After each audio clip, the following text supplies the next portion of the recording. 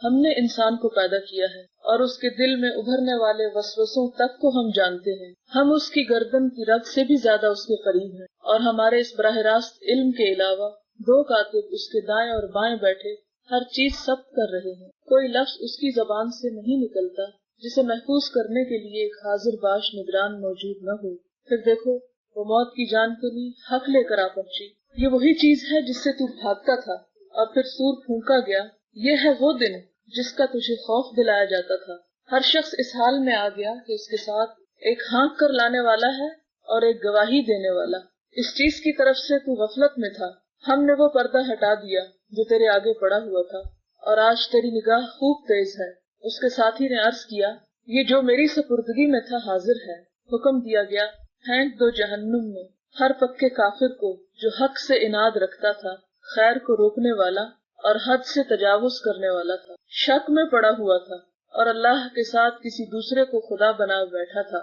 ڈال دو اسے سخت عذاب میں. اس کے ساتھی نے عرض کیا خدا بندہ میں نے اس کو سرکش نہیں بنایا بلکہ یہ خود ہی پرلے درجے کی گمراہی میں پڑا ہوا تھا. جواب میں ارشاد ہوا میرے حضور جھگڑا نہ کرو، میں تم کو پہلے ہی انجام بد سے خبردار کر چکا تھا.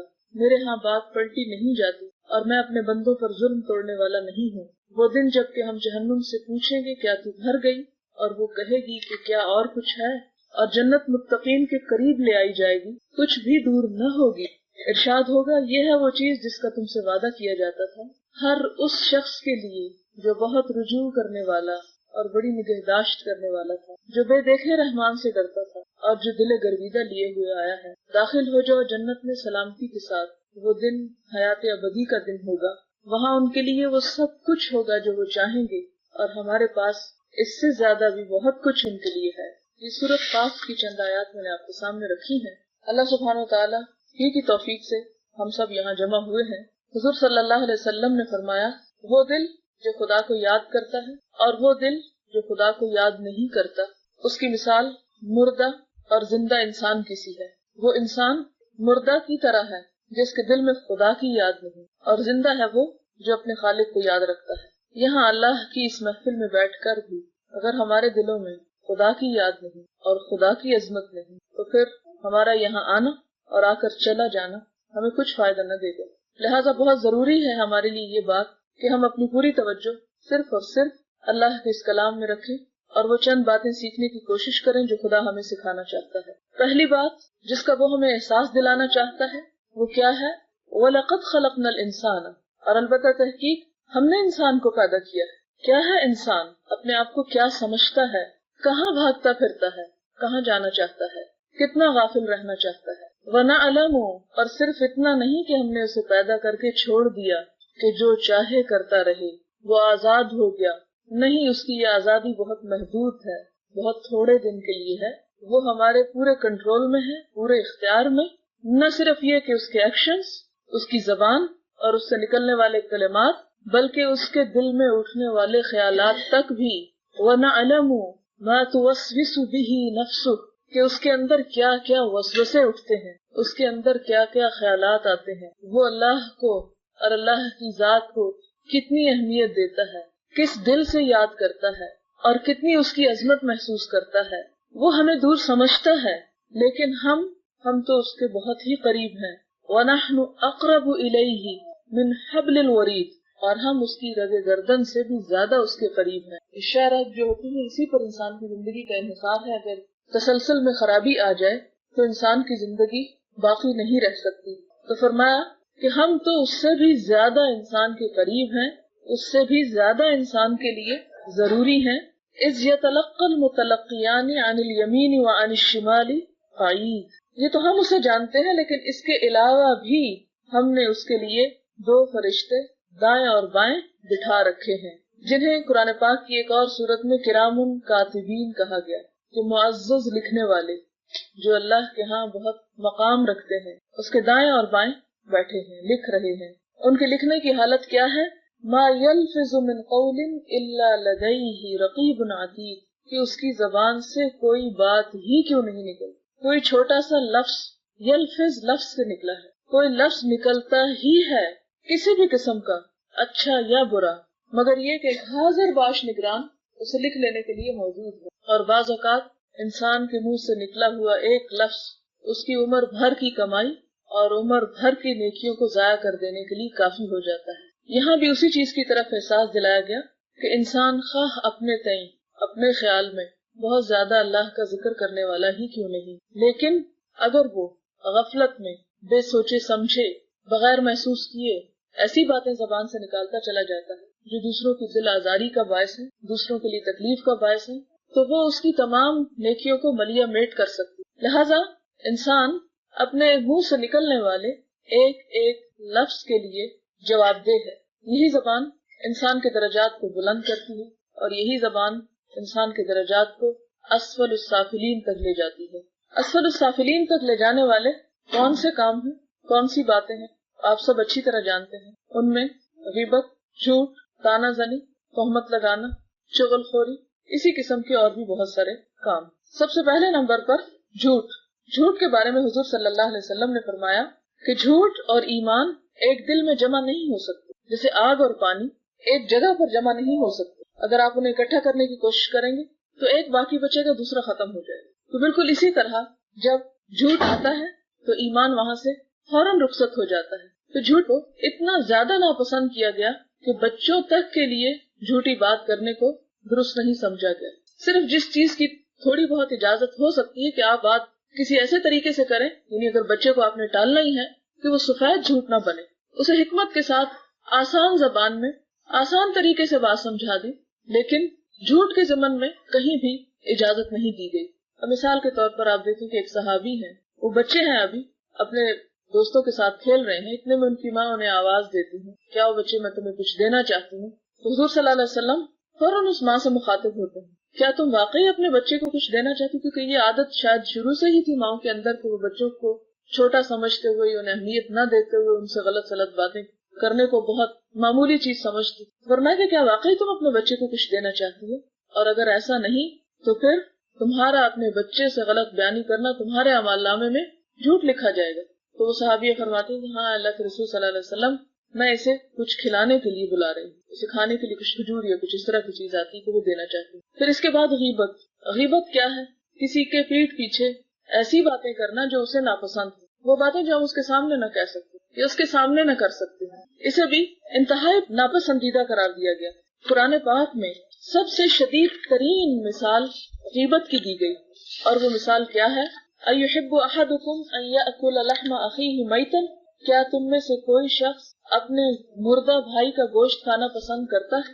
مردہ بھائی، کیا کوئی شخص اپنے بھائی کا گوشت، یعنی انسانی گوشت تو ویسے ہی کراہت آمیز چیز ہے، کوئی اس بات کا تصور ہی نہیں کر سکتا، لیکن پھر کہاں یہ کہ مرے ہوئے بھائی کا گوشت؟ تو اللہ سبحانہ وتعالیٰ خود ہی اس کے جواب میں فرماتے ہیں فَكَرِهْتُمُوهُ، نہیں دیکھو تم خود اس سے گھن کھاتے ہو، تم وہ نہیں کھانا چاہتے۔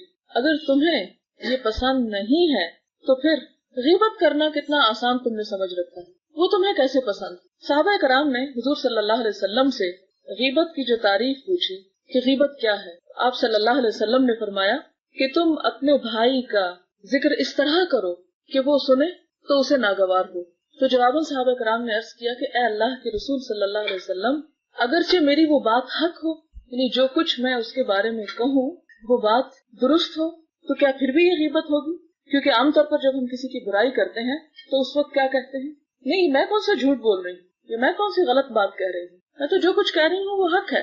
تو فرمایا کہ یہی تو دراصل غیبت ہے، اور اگر وہ بات اس کے اندر نہیں پائی جاتی تو وہ تو بہتان ہے، جو اس سے بھی کہیں بڑی بات ہے۔ اور کسی پر بہتان لگانا انسان کے 60 سال کی نیکی کو برباد کر دیتا ہے، وہ تو چھوٹی سی بات ہی نہیں۔ لیکن ہم اس معاملے میں کتنے متساہل ہیں، کتنی سستی برتتے ہیں کہ چھوٹی چھوٹی بات پر دوسروں کے بارے میں فوراً بدگمانی کر لیتے ہیں، اور پھر وہ بدگمانی اگر ہماری اپنی ذات تک رہے تو بات اور ہے، لیکن ہم وہ جو دل میں برا خیال آتا ہے اس کو بھی فوراً زبان پر لے آتے ہیں کہ فلاں تو ایسا اور ایسا ہے، لیکن اگر ہم خود بھی اپنی ان باتوں کا انالیسس کریں تو نتیجہ کچھ نہیں نکلتا۔ پھر اس کے بعد غیبت کے علاوہ چغل خوری۔ چغل خوری میں یہ کہ کہیں کی بات سن کر دوسری طرف لے جا کے اسے کرنا، اسے بھی اسلام میں انتہائی ناپسندیدہ قرار دیا گیا۔ فرمایا کہ ما یلفظ من قول الا لدیہ رقیب عتید، جب اس کی زبان سے کوئی بھی بات نکلتی ہے تو فوراً وہ لکھ لی جاتی، تو اسے ہوا میں اڑ نہیں جاتی، تو اسے چھوڑ نہیں دیا جاتا۔ اب یہ سارا نامہ اعمال انسان کا تیار ہو رہا ہے، اور اس کے بعد وجاءت سکرۃ الموت بالحق، انسان اپنی انہی خوشگپیوں میں، انہی باتوں میں اپنا وقت دن رات گزارتا چلا جاتا ہے، حتیٰ کہ اس کی موت کا وقت آ جاتا ہے۔ اور اس کا نقشہ کس انداز میں کھینچا گیا کہ وجاءت سکرۃ الموت بالحق، موت کی جان کے لیے حق لے کر آ پہنچی۔ کون سا حق؟ وہ حق ذالک ما کنت منہ تحید، جس سے تو فرار اختیار کیا کرتا تھا، جس سے تو بھاگا کرتا تھا۔ کس چیز سے انسان بھاگتا تھا؟ موت سے۔ موت کا ذکر نہیں سننا چاہتا، موت کی بات نہیں کرنا چاہتا، موت کے بعد میں آنے والے حالات کے بارے میں غور و فکر نہیں کرنا چاہتا، اور اس کا اظہار ہماری ساری زندگی کرتی ہے کہ ہم اپنے دنیا کے گھروں کو سنوارنے کے لیے کس طرح دن رات مصروف ہیں، کیا کچھ نہیں کر رہے، حلال حرام کی ہمیں پرواہ نہیں، اپنے اور پرائے کے حقوق کا ہمیں خیال نہیں، کسی چیز کا ہمیں احساس نہیں، لیکن اپنی اس آخرت کے لیے ہم کتنی کوششیں کر رہے ہیں، ہم کیا محنت کر رہے ہیں، ہم کیا تکلیفیں اٹھا رہے ہیں، ہم کیا قربانیاں کر رہے ہیں۔ ہم میں سے ہر شخص صرف اپنے بارے میں سوچے، ہم میں سے ہر شخص صرف اپنے بارے میں غور و فکر کرے، کیونکہ ہمارا یہ مزاج بن چکا ہے، ہمارا ایک خاصہ بن چکا ہے کہ ہم جہاں بیٹھتے ہیں دوسروں کو ڈسکس کرتے ہیں، دوسروں کے اوپر نکتہ چینی کرتے ہیں، دوسروں کے بارے میں باتیں کرتے ہیں، دوسروں کی غلطیوں کو کھنگالتے ہیں، لیکن کبھی ہمیں لمحے بھر کی فرصت نہیں ملی کہ ہم اپنی برائیوں پر بھی نظر ڈالیں، ہم اپنے آپ کو بھی دیکھیں کہ ہم کیا کر رہے ہیں، ہماری کہاں کوتاہی ہے، ہم میں کہاں کمی ہے، اور اس کمی کو جانچنے کے لیے صرف یہ چند لمحے ہم یہاں بیٹھ کر ہی اپنے آپ کے بارے میں غور کریں کہ ہم میں سے کتنے لوگ ہیں جنہوں نے اللہ کی کتاب کو، اللہ کے کلام کو واقعی سمجھا ہو، صرف سمجھا ہو۔ ہمارے پاس اس کے لیے بھی وقت نہیں ہے، ہم نے 20 30 40 50 سال اپنی زندگی میں گزار دیے ہیں، لیکن ہماری کبھی اس طرف توجہ ہی نہیں دیتی یہ بھی کرنے کا کچھ کام ہے۔ اور صرف آپ کی بات نہیں کر رہی، میں پوری امت مسلمہ کی بات کر رہی ہوں۔ تو جہاں حالت یہ ہو کہ قرآن سمجھنے کے لیے وقت نہیں ہے، وہاں عمل تو دور کی بات ہوگی، عمل تو بعد میں آتا ہے نا۔ جب عمل ہی نہیں تو پھر یہ سوچ کہاں سے آئے گی، اس حق کو محسوس ہم کہاں سے کریں گے، اس کی طرف غور و فکر کیسے کریں گے؟ ذالک ما کنت منہ تحید، یہ ہے وہ بات، یہ ہے وہ آخرت، یہ ہے وہ تمہاری ہمیشہ کی زندگی جس کی یہاں سے ابتدا ہو رہی ہے، وہ حق جو تمہیں اب دکھایا جا رہا ہے، اور وہ حق موت کا فرشتہ ساتھ لے کر آتا ہے کہ اب تمہیں آئندہ کہاں پر جانا ہے۔ جیسا کہ آپ کو معلوم ہوگا کہ حضور صلی اللہ علیہ وسلم نے فرمایا کہ جب ایک نیک بخت مرنے لگتا ہے، دنیا سے جدائی کا وقت آتا ہے اور آخرت کی طرف وہ قدم اٹھا رہا ہوتا ہے، یعنی اس کی جان نکلنے کا وقت ہوتا ہے، تو اس وقت ملک الموت اس کے پاس آتا ہے، خاص فرشتہ جو موت کے لیے مقرر کیا گیا، وہ آ کر اس کے سرہانے کی طرف بیٹھ جاتا ہے، اور اس کے ساتھ ہی باقی فرشتے جن کے چہرے سورج کی طرح روشن ہوتے ہیں، وہ مسکراتے ہوئے آتے ہیں، اور ان کے ہاتھوں میں خوشبودار کفن ہوتا ہے، اور اس کی تا حد نگاہ پھیل جاتے ہیں، دور دور تک اس کے ارد گرد بیٹھ جاتے ہیں، اور پھر اسے بشارت دی جاتی ہے، اور اس طرح آسانی سے اس کی جان نکالی جاتی ہے جیسے بارش کا قطرہ بادل سے نکلتے چلے جاتے ہیں، اسی طرح اس کی جان بھی آسانی سے نکلتی چلی جاتی ہے۔ اس کے برعکس وہ شخص جو دنیا میں خدا کو بھولا رہتا ہے، غافل ہوتا ہے، منافق ہوتا ہے، کافر ہوتا ہے، اس کی جان نکالنے کے لیے جو ملک الموت آتا ہے، انتہائی تندخو، انتہائی شدید، وہ آ کے اس کے سرہانے کی طرف بیٹھتا ہے اور اسے کہتے کہ اے خبیث روح نکلو اب تم باہر۔ دوسرا جو نیکی کا فرشتہ ہوتا ہے کہتا ہے اے نفس مطمئنہ آؤ تم اپنے رب کی طرف چلو، آج تمہارے واپسی کا وقت ہے۔ لیکن اس کے برعکس نفس خبیثہ کو کہتا ہے کہ اے خبیث روح چلو، اور اسے شدید طور پر جھڑکتا ہے، اور اس کے ساتھ ہی ایسے فرشتوں کی فوج آتی ہے جن کے ہاتھ میں انتہائی بدبودار قسم کا کفن ہوتا ہے، انتہائی خشن کا لفظ آتا ہے کہ بڑا جیسے کھدر کا اور بہت سخت قسم کا کپڑا ہوتا ہے جس میں اس کی روح لپیٹنے کے لیے وہ منتظر ہوتے ہیں۔ پھر وہ فرشتے چاروں طرف پھیل جاتے ہیں اور ہر طرف خوفناک اور بھیانک منظر اس کے سامنے پیش کرتے ہیں۔ پھر اس کے بعد وہ شدت کے ساتھ اس کی جان نکالتے ہیں، تک اس طرح کے لفظ آتے ہیں کہ اس کی عصب یعنی ایک ایک رگ اور ایک ایک ذرے کے اندر جسم سے جب وہ نکلتے تو ٹکڑے ٹکڑے ہو جاتی ہے۔ پھر اس کے بعد اس کو لپیٹ کے وہ آسمان کی طرف چلتے ہیں۔ نیک روح جہاں جہاں سے گزرتی ہے وہاں وہاں خوشبو پھیلتی چلی جاتی ہے، اور بد روح جہاں جہاں جاتی ہے وہاں وہاں انتہائی بدبو پھیلتی چلی جاتی ہے، اور جو بھی پوچھتا ہے وہ یعنی نیک روح کے لیے خوش آمدید کہتا ہے، اس کے لیے راستے کھولتا چلا جاتا ہے، حتیٰ کہ ساتواں آسمان تک اسے مرحبا کہا جاتا ہے اور اس کو خوش آمدید کہا جاتا ہے۔ اس کے برعکس جو بری روح ہوتی ہے اس کے لیے دروازے نہیں کھولے جاتے اور اسے اس آسمان سے پٹخا کے نیچے زمین پر پھینکا جاتا ہے، جس کے بارے میں قرآن پاک میں بھی ذکر ملتا ہے کہ جو شخص شرک کرتا ہے اللہ کے ساتھ اسے اس طرح پھینکا جاتا ہے کہ اس کے حصے بکھرے ہو جاتے ہیں اور پرندے اس کو اچک لیتے ہیں اور کچھ دور دراز مکان پہ وہ گرتے ہیں اس کے حصے۔ تو بہرحال یہ وہی چیز ہے جس سے تو بھاگتا تھا، جس موت کا ذکر تو سننا نہیں چاہتا تھا، جس کے ذکر سے تجھے ڈپریشن ہوتا تھا، جس جگہ تو مڑ کے نہیں جاتا تھا جہاں کوئی خدا اور آخرت کی بات کرے یا اللہ کا ذکر ہو۔ پھر یہ مرحلہ تو گزر گیا، موت आई, हक सामने आ गया कि अब आइंदा अंजाम क्या होने वाला है. वनुफिख फिस्सूर, अब क्या, फिर सूर फूंका गया. ज़ालिका यौमुल वईद, ये है वादे का दिन, ये है वो चीज जिसका तुमसे वादा किया जाता था और तुम उसकी तरफ से गाफिल थे. अब क्या होगा, हशर का मैदान होगा. वजाअत कुल्लु नफ्सिन, हर नफ्स आएगा.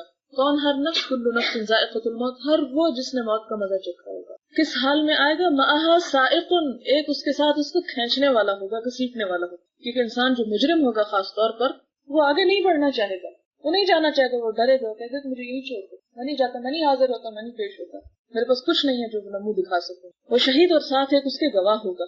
तो अल्लाह सुब्हानहू व तआला क्या फरमाएंगे? लक़द कुन्त फ़ी ग़फ़लतिन मिन हाज़ा, तुम इन्हीं चीजों के बारे में गफलत में पड़े हुए थे. और आज जरा हम अपनी हालत देखें कि सुबह के वक्त उठते हैं, फजर के वक्त सबसे पहले क्या ख्याल आता है? ईमानदारी के साथ हम में से हर शख्स सिर्फ अपना जायजा ले, हर शख्स अपना जायजा ले, क्या लेकर उठते हैं दिल में. नमाज पढ़ते हैं, क्या हालत होती है नमाज के अंदर हमारी, कितना हम याद करते हैं खुदा को. उसमें मुसलसल दुनिया की बातें सोचते रहते हैं. ये नाश्ता बनाना है, वो खरीदना है, वो तैयारी करनी है, वो किचन में ये पड़ा है, फलां जगह ये पड़ा है, वहाँ ये लेके जाना है, वहाँ उसको ये भेजना है, उसको फोन करना है, उसको रिसीव करना है. दुनिया भर के काम सारी नमाज में याद करते हैं. अल्लाह अकबर करते हैं और सलाम तक सब दुनिया ही दुनिया, उस आखिरत से गाफिल. फिर वहां से उठते हैं, फिर अगर कोई तौफीक है कुरान खोलने की, कुछ पता नहीं क्या कह रहे हैं, लानतुल्लाहि अलल काज़िबीन पढ़ रहे हैं, तो लानत हो झूठों पर, और उठ के बंद करते ही फौरन झूठ का कारोबार शुरू कर देते. फिर उसके बाद कुछ ही होते हैं जिन्हें नमाज नसीब होती है. अक्सरियत जाके बाजारों में देख लें क्या हालत है, घरों में जाके देख लें, इशा की नमाज के वक्त जाकर देख लें कि 8 बजे ड्रामा शुरू होता है, बैठते हैं जो 9 बजे खत्म होता है, इतने थके हुए होते हैं कि थोड़ा बहुत खा पी के और काम करके बिस्तर में चले जाते हैं और होश नहीं होती कि अल्लाह का भी जिक्र करना है. चले बड़े बूढ़े तो कहीं कुछ करते होंगे, अपनी नौजवान नस्ल का हम हाल देख लें क्या हो रहा है, किस तरफ हम चले जा रहे हैं. तो अल्लाह सुब्हानहू व तआला फरमाते लक़द कुन्त फ़ी ग़फ़लतिन मिन हाज़ा, तुम इन बातों की तरफ से दरअसल गफलत में थे. दुनिया के हर हर काम का, खाने का, पीने का, सीने का, सिलाने का, घर बनाने का तुम्हें बड़ी फिक्र थी, तुम्हें बड़ी परेशानी थी, तुम्हें बड़ी उसकी सोच थी, सिर्फ अपने लिए नहीं, अपनी औलादों तक के लिए कि उनके पास क्या होगा और क्या नहीं होगा. फ़कशफ़ना अन्का ग़िताअका, हमने तुम्हारे सारे पर्दे तुम्हारी आंखों के आगे से हटा दिए. यानी जिंदगी में जो पर्दा मौत के आने से पहले था, वो मौत के साथ वो उठ गया. फिर जो जो तुम आगे बढ़ते चले गए, वो सारे पर्दे हट गए, हत्ता कि तुम इस दिन तक आ पहुंचे. फ़बसरुका अल-यौमा हदीद, दुनिया में तुम्हारी निगाहें बंद थी इसकी तरफ से, आज तुम्हारी निगाहें बड़ी तेज हैं, सब कुछ देख रही हैं. वक़ाल क़रीनुहु हाज़ा मा लदय्या अतीद, और उसका वो साथी जो उसके साथ है वो कहेगा ये है सब कुछ जो मेरी सुपुर्दगी में अल्लाह आपने दे रखा था, ये हाजिर है, ये आप ले लो. ये बंदा और ये इसकी करतूत और ये इसके अमाल नामे, ये जो मुझे जिम्मेदारी दी गई थी, आज मैं उससे बरी होता हूँ, ये है मेरे पास. अलकिया फी जहन्नम कुल्ल कफ्फारिन अनीद, हुक्म दिया गया फेंक दो, यानी तुम दोनों, यानी उसके साथ जो गवाह होगा और उसके साथ जो घसीटने वाला होगा, उन दोनों को कहा जाएगा कि ले जाओ इसको, पकड़ो और इसे फेंक दो, डाल दो जहन्नम में. कुल्ल कफ्फारिन अनीद, हर उसको जो नाशुक्रा था, इनकार करने वाला था, अनीद हक से इनाद रखता था. हक क्या है? कुरान है, अल्लाह और उसके रसूल की बातें हैं, और इसके अलावा क्या है. लेकिन आज अल्लाह और उसके रसूल ही की बातों का मजाक उड़ाया जा रहा है. मजाक भी कहाँ से उड़ाया जा रहा है? मुसलमानों के मुंह से उड़ाया जा रहा है. यानी अगर गैर मुस्लिम तो कोई बातें करे तो वो हकदार है, लेकिन मुसलमानों के अंदर ही ऐसे पैदा हो रहे हैं. आज हम क्यों नहीं सर ढांप के बाहर निकल सकते? जवाब देगा मुझे तो इस बात का, क्यों नहीं निकल सकते? इसलिए कि हमारे मुसलमान ही पर्दे का मजाक उड़ाते हैं. या नहीं ये बात? अगर हमारे तमाम मुसलमान उसे अप्रिशिएट करें, मैं समझती हूँ एक औरत भी ऐसी नहीं जो अपने आप को नंगा करके बाहर निकलना चाहे. इसी तरह किसी भी शादी की महफिल में, किसी भी पार्टी में नमाज क्यों नहीं पढ़ते? इसलिए नहीं पढ़ते कि हमारे ही मुसलमान बहन भाई हमारा मजाक उड़ाते हैं, हम उनके मजाक के खौफ से नहीं पढ़ते. इसी तरह कितनी ही ऐसी वैल्यूज हैं, हम उनको क्यों छोड़े हुए हैं? इसलिए कि हमारे मुसलमान ही अपने इस्लाम से अनाद रखे हुए हैं. अनाद का मतलब होता है किसी से बैर रखना, कि नहीं वो भाता, जिद बनाए जिद. उसके पीछे अगर गौर किया जाए, हकीकत को मालूम किया जाए तो कुछ भी नहीं. फिर मन्नाइन लिल खैरी, नेकी के कामों से रोकने वाला, न सिर्फ ये जबान से रोकने वाला बल्कि अपने अमल से, नाक भूं चढ़ा के, माथे पर तेवरियां चढ़ा के, और हद से तजावुज करने वाला था, शक में पड़ा हुआ था. अल्लज़ी जअल मअल्लाहि इलाहन आखर, जिसने अल्लाह के साथ और इलाह बना रखे. इलाह कौन होता है? जिसकी बात मानी जाए, जिसको अहमियत दी जाए.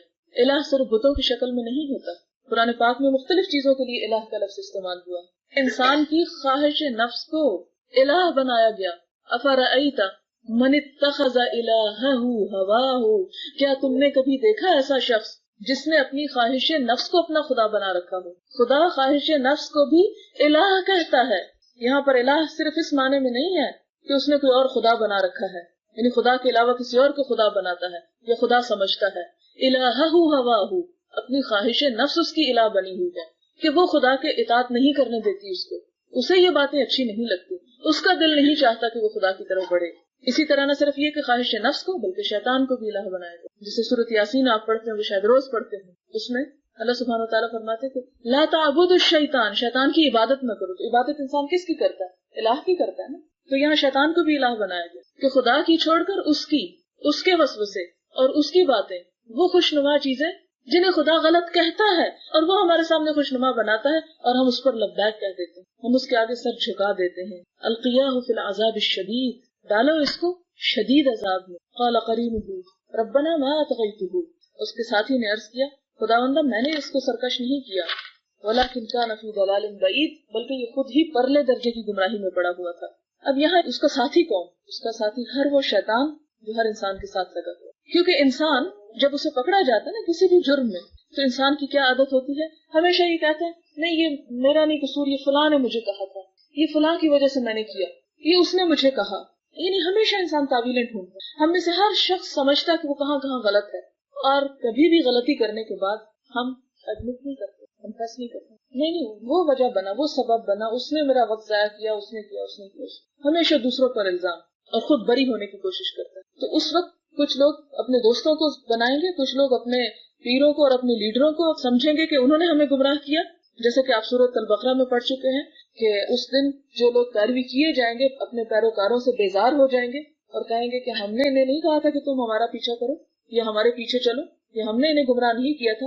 اسی طرح انسان جب دوستوں پر ذمہ داری ڈالنے لگے گا تو دوست بھی پیچھے چھڑا جائیں گے، حتیٰ کہ تمام رشتہ دار فرار حاصل کریں گے انسان سے. یوم یفر المرء من اخیہ وامہ وابیہ وصاحبتہ وبنیہ، انسان اپنے بھائی سے، اپنے شوہر سے، اپنے باپ سے، اپنے بیٹے سے، تمام کے تمام انسانوں سے بھاگ جائے گا، یعنی کسی کو نہیں وہ کام آئے گا، وہ الگ ساتھ چھوڑ جائیں گے. تو آخر میں انسان کیا کرے گا کہ یہ شیطان نے مجھے گمراہ کیا تھا. شیطان بھی تو پھر استاد ہے، وہ بھی اپنا آپ چھڑا جائے گا اور کہے گا نہیں میں نے تو نہیں اسے سرکش کیا. جیسے کہ اور بھی قرآن پاک کی مختلف صورتوں میں یہ مضمون بیان ہوا ہے جس میں وہ کہے گا کہ نہیں میں نے تو بس اس کو بلایا تھا اور یہ خود ہی چلا ہے، میرا اس پر کوئی زور نہیں تھا، میں نے اسے مجبور نہیں کیا تھا کہ تم غلط کام کرو، میں نے تو اسے ایک چیز کی راہ دکھائی تھی اور اس راہ کو اس نے خود ہی اختیار کیا، خود ہی پسند کر لیا. قال لا تختصموا لدي، اللہ سبحانہ وتعالیٰ فرمائیں گے میرے حضور یہاں جھگڑا نہیں کرو، مت جھگڑو اور مت ایک دوسرے کو مورد الزام ٹھہراؤ کہ اس نے کیا اور وہ کہے گا نہیں اس نے خود کیا. وقد قدمت الیکم بالوعید، میں نے تمہیں دنیا میں ہر طرح سے آگاہ کر دیا تھا، تمہیں ڈرا دھمکا دیا تھا کہ یہ اور یہ غلط کام ہے، ان کا انجام یہ ہوگا، وہ تم نے کیے اور اس کا منطقی انجام تمہارے سامنے آ گیا، لہذا جھگڑا کرنے سے سزا نہیں ٹال سکتی. اب دیکھیں کہ مثال کے طور پر اگر کوئی شخص چوری کے جرم میں پکڑا جاتا ہے تو کیا عدالت اسے اس بات پر چھوڑ دے گی، اس کے اس کہنے پر جی میرے وہ بھائی نے مجھے کہا تھا کہ تم چوری کر کے لاؤ فلاں چیز؟ کبھی بھی نہیں چھوڑے گی. تو اسی طرح اللہ سبحانہ وتعالیٰ کے حضور جو کہ خود ہی حقیقت جانتا ہے بہتر طور پر، صرف اس لیے کسی کو نہیں چھوڑ دیا جائے گا کہ دوسرے اس کے غلط کام کا سبب ہے. ہر انسان کو اللہ نے خود عقل، آنکھیں، دماغ، دل اور تمام اعضاء دے کر پیدا کیا اور اسی کا ان سے امتحان ہے. وہ دوسروں کی اس پر ذمہ داری نہیں ڈال سکتا. ما یبدل القول لدی، میرے ہاں بات بدلی نہیں جاتی کہ آج میں یہ فیصلہ کروں اور پھر لڑائی جھگڑا دیکھ کر تمہارے دل فیصلہ بدل ڈالوں. نہیں، ایسا نہیں ہو سکتا. ما یبدل القول لدی وما انا بظلام للعبید، اور میں کسی بندے پر ظلم کرنے والا نہیں ہوں. جو کوئی لے کر آیا ہے، جو کوئی کر کے آیا ہے، وہ اپنا نتیجہ خود پا رہا. میں نے کسی بندے کو اس کے ناکردہ گناہوں کی سزا نہیں دی. پھر یوم نقول لجہنم هل امتلأت، جس دن ہم جہنم سے کہیں گے کیا تو بھر گئی، یعنی اس کثرت سے لوگ ہوں گے جہنم میں جانے والے کہ وہ بھر جائے گی. وتقول هل من مزید، لیکن اس کے اندر اتنی وسعت ہوگی کہ وہ کہے گی کہ اللہ کیا اور بھی ہے، اور بھی ہے تو اسے بھی بھیج دے، میں سمیٹ سکتی ہوں. اور جہنم ہی کی وسعت کے بارے میں اور اس کی گہرائی کے بارے میں جو حدیث ہمیں ملتی ہے کہ حضور صلی اللہ علیہ وسلم ایک دفعہ صحابہ کرام کی محفل میں بیٹھے ہوئے تھے، اچانک ایک پتھر کے گرنے کی آواز آئی تو آپ صلی اللہ علیہ وسلم نے پوچھا کہ تم جانتے ہو یہ آواز کیسی؟ صحابہ کرام نے عرض کیا کہ اللہ اور اس کے رسول ہی بہتر طور پر جانتے ہیں. آپ نے فرمایا یہ ایک پتھر ہے جو جہنم میں آج سے 70 سال پہلے پھینکا گیا تھا اور آج جہنم کی تہ میں، یعنی اتنی شدید گہرائی. وہ ازلفت الجنت للمتقین غیر بعید، لیکن اس کے برعکس متقی لوگوں سے، پرہیزگار لوگوں سے جنت دور نہیں ہوگی. یہ نہیں ہوگا کہ انہیں بہت لمبا فاصلہ چل کر جانا پڑے گا، نہیں، بلکہ ان کے قریب لے آئی جائے گی، خود بخود پیش کر دی جائے گی، ان کے سامنے لے آئی جائے گی. اور ان کو کیا کہا جائے گا؟ ہاذا، یہ ہے وہ چیز، ما توعدون، جس کا تمہیں وعدہ کیا جاتا تھا کہ یہاں دنیا میں صبر کر لو، مشکل برداشت کر لو، تکلیفیں اٹھا لو اور اس کا صلہ تمہیں بہترین ملے گا. لیکن کس کو ملے گا؟ لکل اواب، ہر اس شخص کو جو بڑا رجوع کرنے والا، ہر غلطی پر نادم و پریشان، ہر کوتاہی پر بے چین اور بار بار خدا کی طرف پلٹنے والا. وہ اصرار کرنے والا نہیں تھا. حفیظ، بڑا نگہبان تھا، اپنی زبان کی حفاظت کرنے والا، اپنے ہاتھوں کی حفاظت کرنے والا، اپنی سوچوں کی حفاظت کرنے والا. حضور صلی اللہ علیہ وسلم نے صحابہ کرام سے حیا کا تقاضا کیا. انہوں نے کہا کہ ہاں اللہ کے رسول صلی اللہ علیہ وسلم، ہم اللہ سے شرم کرتے ہیں اور اللہ سے حیا کرتے ہیں. تو آپ نے فرمایا نہیں، بات یہ نہیں ہے، شرمانے والی بات نہیں ہے. اللہ سے حیا کا مطلب یہ ہے کہ تم اپنے سر اور اس میں سے گزرنے والے خیالات کی حفاظت کرو، اپنے منہ اور اس سے گزر کر پیٹ میں جانے والے لقمے کی حفاظت کرو، اور کل تو جو کچھ پیش آنے والا ہے اس کے لیے تیاری کرو. یہ ہے دراصل اللہ سے حیا. اللہ سے ایسا حیا کرو، ایسے شرمسار رہو جیسا کہ حق ہے. اور وہ حق اسی وقت ادا ہو سکتا ہے جب انسان نہ صرف یہ کہ زبان، نہ صرف یہ کہ اپنے ہاتھوں کی، بلکہ اس کی بھی حفاظت کرے. کسی کے بارے میں برا نہ سوچے، کسی کے بارے میں بغض نہ رکھے، کسی کے بارے میں بدگمانیاں نہ پیدا کرے، نہ ان کی پرورش کرے، کسی کو نقصان دینے کے لیے برا نہ سوچے. اور پھر یہ کہ اللہ کے بارے میں برا نہ سوچے. پھر اسی طرح بے حیائی کے اور فحاشی کے خیالات کو ذہن میں جنم نہ دے. اور اگر کوئی ایسی چیزیں آئیں بھی تو ان کو نکالنے کی کوشش کرے، ان کو نکالنے کی فکر کرے، اور ایسے طریقے اور ایسے وسیلے اختیار کرے کہ انسان ان چیزوں سے بچ سکے. پھر اسی طرح اس لقمے کی حفاظت کرے جو وہ اپنے پیٹ میں لے جاتا ہے. وہ شخص کیا ہوگا؟ بڑا رجوع کرنے والا اور بڑا نگہداشت کرنے والا. رجوع میں اللہ کو کثرت سے یاد کرنا بھی شامل ہے. صرف یہ نہیں کہ انسان غلطیوں پر پشیمان اور نادم ہو کر اللہ کی طرف پلٹے، بلکہ یہ کہ اللہ کو یاد بھی کرے، اللہ کی طرف لوٹ لوٹ کر جائے، اللہ کا بار بار ذکر کرے. اسی لیے حضرت عبداللہ بن عمر ایک دفعہ حضور صلی اللہ علیہ وسلم کی مجلس میں بیٹھ کر گنتے چلے جاتے ہیں. حضور صلی اللہ علیہ وسلم مجلس میں بیٹھے ہیں، لوگوں سے بات کر رہے ہیں، لوگوں سے کلام فرما رہے ہیں، گنتے ہیں پورے 70 مرتبہ حضور صلی اللہ علیہ وسلم استغفار پڑھتے ایک مجلس کے اندر 70 مرتبہ. اور ذرا ہم اپنی مجلسوں میں دیکھیں، کیا کہیں ایک دفعہ بھی کوئی ہے اللہ کا نام؟ شرماتے ہیں اللہ کا نام لیتے ہوئے، ڈرتے ہیں ہم خدا کا ذکر کرتے ہوئے. کوئی بیکورڈ کہے گا، کوئی ہمیں جاہل اور بدھو کہے گا. اور کیا موضوعات ہوتے ہیں ہمارے، کن چیزوں سے ہم خوش ہو رہے ہوتے ہیں. ہم میں سے ہر شخص جانتا ہے کہ وہ کیا کرتا ہے، اور اس کا یہ سب کچھ کرنا خدا کے سامنے ہے، کسی اور کے لیے نہیں. کوئی کیا کر سکتا ہے، کسی کا کیا بگاڑ سکتا ہے، کیا فائدہ پہنچا سکتا ہے. لیکن ہم سب سے ڈرتے ہیں، اس سے نہیں ڈرتے جو اصل میں نفع اور نقصان کا مالک ہے.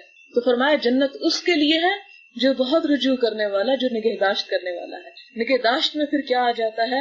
نہ صرف یہ کہ زبان، دماغ اور اپنے ایکشنز کی، بلکہ لوگوں کے حقوق کی نگہداشت کرنے والا، رشتہ داروں کے، والدین کے، اولاد کے، استادوں کے، ہمسایوں کے، غریبوں کے، مسکینوں کے، یتیموں کے، جتنے بھی ہمارے دائرے کار میں، جتنے بھی ارد گرد ہمارے جان پہچان میں چیزیں آ جاتی ہیں، ان سب کے حقوق کی نگہداشت کرنے والا. پھر یہ کہ جو چیزیں اللہ نے حرام قرار دی ان کو حرام سمجھنے والا، حرام کو حلال اور حلال کو حرام کرنے والا نہیں، بلکہ ہر چیز میں حفاظت. جیسے آپ دیکھتے ہیں کہ آپ اپنے گھر کی حفاظت کرتے ہیں، شیشے کی حفاظت کس طرح کی جاتی، کپڑوں کی حفاظت کیسے کی جاتی، فوڈ کی حفاظت، گوشت کی حفاظت کیسے. ہر ایک کے لیے ایک مختلف طریقہ ہے. کسی چیز کو فریزر میں رکھتی، کسی چیز کے اندر گولیاں ایسی رکھتی ہیں کہ کوئی کیڑے ویڑے نہ کاٹ جائیں، شیشوں کی دھندلاہٹ سے اور اسی طرح کی اور چیزوں سے حفاظت. یہ مختلف چیزوں کی آپ مختلف طریقوں سے حفاظت کرتی چلی جاتی. کیوں کرتے ہیں ان سب چیزوں کی حفاظت؟ کہ ان چیزوں سے ہمیں پیار ہے نا، محبت ہے. 4 ٹکے کی چیزوں سے محبت ہے، لیکن کل کی اس آخرت کے ہمیشہ ہمیشہ کے انجام کی کوئی فکر نہیں کہ وہاں اگر ذکر کی کمی ہو گئی، اس کا حق مارا، اس کا مارا، اس کا مارا، تو کیا بنے گا. وہاں کے بارے میں احساس نہیں، وہاں کے بارے میں سوچ نہیں، نہ دلانے کی ضرورت محسوس ہوتی ہے. پھر وہ کون ہے نگہداشت کرنے والا؟ من خشی الرحمن بالغیب، وہ ہے دراصل حفاظت کرنے والا جو بن دیکھے ڈرتا ہے. رحمان اس کو سمجھتا رحمان ہے، لیکن اس سے خوف کھاتا ہے. یعنی رحمان سمجھ کے اکڑتا اور بگڑتا نہیں ہے کہ اللہ تو بڑا رحمان ہے لہٰذا میں جو غلط کام دل میں آئے اور من میں آئے کرتا چلا جاؤں. نہیں، اسے رحمان سمجھتے ہوئے اس کے باوجود اس کے دل میں خشیت ہوتی. ایک ہوتا ہے خوف، ایک ہوتی ہے خشیت. خوف ہوتا ہے کہ انسان کسی اپنے مد مقابل کے غلبے سے ڈرے کہ وہ مجھ سے فلاں فلاں چیز میں بڑھ جائے گا. خشیت اس سے مختلف چیز ہے. خشیت انسان کی اس کیفیت کا نام ہے جس میں انسان کسی چیز کی عظمت کو محسوس کر کے اس سے حیبت کرے. اللہ سبحانہ وتعالیٰ نے ہم سے اپنی عظمت کو محسوس کرنے کا حکم دیا کہ تم کوئی بھی غلط کام کس لیے چھوڑو کہ وہ بڑا ہے، میں اس کی نافرمانی کر رہا ہوں، اس کے سامنے کر رہا ہوں. یعنی دیکھیں کہ ہم چھوٹے چھوٹے لوگوں سے دیکھو فلاں دیکھ لے گا کیا سوچے گا میرے بارے میں، فلاں سن لے گا کیا کہے گا، فلاں آ جائے گا دیکھے گا گھر گندا ہے کیا کہے گا. کبھی یاد نہیں آیا کہ نظافت نصف ایمان ہے تو اس لیے ہم صفائی کر لیں. سب کام لوگوں کے لیے، اس رب کے مقابلے میں کیا حیثیت رکھتے، کیا ہے وہ سب، کچھ بھی نہیں. لیکن ہمارے دلوں میں کتنا لوگوں کا خوف ہے، کس قدر ہے. ہم میں سے ہر شخص محسوس کر سکتا ہے کہ لوگوں کے ڈر سے کئی کام چھوڑ دیتے ہیں اور لوگوں کے ڈر سے کئی کام کر گزرتے ہیں. لیکن وہ جو ہر جگہ دن رات صبح شام گھر میں باہر تنہائی میں لوگوں کی محفل میں مجلس میں ہر جگہ موجود ہے، ہمیں تو اس سے خشیت کا حکم دیا گیا اور اس خشیت کی بنیاد پر جنت کی بشارت دی گئی. وجاء بقلب منیب، اور ایسا دل لے کر آیا جو بڑا گرویدہ تھا. قلب منیب لے کر آیا. اور قلب منیب کون سا ہوتا ہے، گرویدہ دل کون سا ہوتا ہے؟ جیسے قطب نما کی سوئی آپ نے دیکھی ہوگی، یہ کمپس جو ہوتا ہے کیا ہوتی، اس کو آپ کہیں رکھ دیں دنیا کے کسی کونے میں، وہ سوئی کا رخ کہاں ہوگا؟ نارتھ کی طرف. ہمیشہ کہیں بھی یہی حال ہے دل گرویدہ کا کہ وہ کہیں چلا جائے، کسی محفل میں ہو، کسی مجلس میں ہو، کسی حالت میں ہو، خوشی میں ہو، تنگی میں ہو، خوشحالی میں ہو، محبت میں ہو، غصے میں ہو، غم میں ہو، پریشانی میں ہو، آزمائش میں ہو، کسی بھی طرح ہو، اس کی سوئی اسی طرف گھومی ہوئی ہے، اسی طرف لگی ہوئی ہے، اسی طرف اٹکی ہوئی ہے، اسی کے ساتھ ہے. کوئی چیز بھی اس کی راہ میں رکاوٹ نہیں بنتی، نہ دیواریں، نہ مکان اور نہ کچھ. یعنی قطب نما کی جو سوئی ہوتی ہے، اس کمپس کی جو سوئی ہوتی ہے، کیا کوئی چیز اس کی اس حرکت میں رکاوٹ ڈالتی کہ وہ اپنی سمت کو فالو نہ کرے؟ کہیں رکھ دے، پانی کے اندر آپ اس کو لے جا کے رکھ دیں کمپس کو، فضا میں جہاز میں لے جائیں، پہاڑوں میں لے جائیں، غاروں میں لے جائیں، کہیں لے جائیں، کتنا بھی اس کو ڈھانپ دیں، گرمیوں کا موسم ہو یا برف باری ہو رہی ہو، وہ سوئی اپنے اصل کی طرف ہی حرکت کرتی، وہیں جا کر رکتی ہے. تو بندہ مومن کا دل ہر حال میں اپنے رب کی طرف ہی رجوع کرنے والا ہو. اس پہ بڑی سے بڑی پریشانی کیوں نہ آ جائے، اس کا تعلق وہیں جڑا رہتا ہے، وہ اس سے نہیں توڑتا، اس سے اپنے آپ کو نہیں کاٹتا. کچھ بھی مشکلات اس کی راہ میں رکاوٹ نہیں بنتی، کوئی بھی مصروفیات اس کی راہ میں حجاب نہیں ہوتی. نہیں، وہ اسی کا بندہ ہے، اسی کا ہو کر رہے گا، اسی سے مانگے گا، اسی سے تعلق رکھے گا، کیونکہ اس کے لیے سب کچھ وہی ہے. تو اللہ سبحانہ وتعالیٰ فرمائیں گے ادخلوها بسلام، آؤ سلامتی کے ساتھ، امن کے ساتھ اس میں داخل ہو جاؤ، کوئی تمہیں نقصان نہیں پہنچا سکتا، کوئی تم سے یہ نہیں چھین سکتا. یہاں آپ دیکھیں کہ جو صفات ہے نا اہل جنت کی بڑی اہم ہے. پہلی صفت جو بتائی گئی وہ کیا ہے؟ جو بہت رجوع کرنے والا، کل اواب، ایسا شخص جو نافرمانی کا راستہ چھوڑ کے اللہ کی طرف رجوع کر لے، خواہشات نفس کو چھوڑ کر اللہ کی اطاعت کا راستہ اختیار کرے، گناہ ہوتے ہی پلٹ آئے، اس کو چین نہ آئے جب تک کہ معافی نہ مانگ لے. یعنی یہ نہیں کہ غلطی کو انجوائے کرے، گناہ کو انجوائے کرے اور اس میں پڑا رہے، نہیں. پھر حفیظ، حفاظت کرنے والا، یعنی اللہ کی حدود کی حفاظت، فرائض کی حفاظت، اس کی حرمتوں کی، امانتوں کی، ان تمام چیزوں کی حفاظت. پھر غائبانہ طور پر کہ اللہ تعالیٰ نظر نہیں آتا لیکن اس طرح ڈرتا ہے جیسے سامنے کسی کو دیکھ کے ڈرا جاتا ہے. پھر قلب منیب لے کر آنے والا، یعنی بار بار اللہ کی طرف پلٹنے والا، جیسے وہ قطب نما کی سوئی ہوتی ہے کمپس کی، کہ جدھر بھی آپ ہوں، زمین میں ہو آسمان میں ہو، اس کا رخ ایک ہی طرف ہوتا ہے. بندہ مومن دنیا کے کسی کونے میں، امریکہ میں ہو یا افریقہ میں ہو، اپنے گھر میں ہو یا کسی سڑک بازار پہ ہو یا کسی اسکول میں ہو یا کسی ہسپتال میں ہو، اس کا دل اللہ ہی کی طرف رجوع کرنے والا ہے، وہ ہر جگہ اسی کا احساس کرنے والا ہے. ایسے لوگوں سے کہا جائے گا ادخلوها بسلام، سلامتی کے ساتھ جنت میں داخل ہو جاؤ. ذالک یوم الخلود، یہ ہے دن ہمیشگی کا. لہم ما یشاؤون فیہا ولدینا مزید، ان کے لیے وہ سب کچھ وہاں ہوگا جو وہ چاہیں گے، اور ہمارے پاس اس سے زیادہ بھی بہت کچھ ان کے لیے ہے. یعنی تم تو سوچ بھی نہیں سکتے، تمہاری تو خواہشات بھی اتنی نہیں جتنی نعمتیں ہمارے پاس ہیں. وآخر دعوانا الحمد للہ رب العالمین. سبحانک اللہم و بحمدک نشہد ان لا الہ الا انت نستغفرک و نتوب الیک. والسلام علیکم و رحمۃ اللہ وبرکاتہ.